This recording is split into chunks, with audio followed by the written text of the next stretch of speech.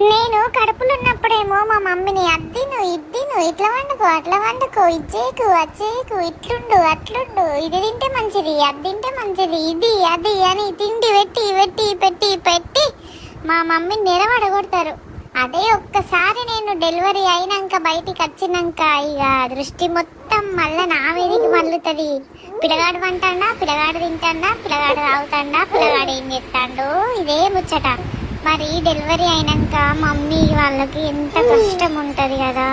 కనీసం వాళ్ళని ఎవరన్నా అడుగుతారా మీ హెల్త్ ఎట్లుంది, మీరు ఎంత బాధపడుతున్నారు, మీ స్టిచ్చెస్ మానినాయా, మీకు ఏమన్నా తినబుద్ధి అవుతుందా, ఏమన్నా తినబుద్ధి అవుతలేదా, ఇవన్నీ అడుగుడు ఎక్కడిది. ఇంకేదన్నా తినబుద్ధి అవుతుందంటే అది తినద్దు ఇది తినద్దు ఇది తినద్దు అది తినద్దు ఇదే ముచ్చట.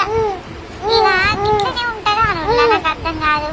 మీరు మమ్మల్ని అడుగుడే కాదు, మమ్మల్ని చూసుకోవడానికి మా మమ్మీలు ఉంటారు, కానీ మా మమ్మీని మీరు చూసుకోండి ఫస్ట్. అంతేగాని ఒక్కసారి డెలివరీ అయింది కదా ఈమెతో ఏం పని లేదు అన్నట్టు ఆమె కేర్ చేయకుండా అసలు ఉండకండి, సరేనా. వాళ్ళకు కూడా డెలివరీ అయినాక ఫుల్ రెస్ట్ అవసరమైతే మమ్మల్ని మీరు మంచిగా ఎత్తుకొని వాళ్ళని పడుకోమని చెప్పండి.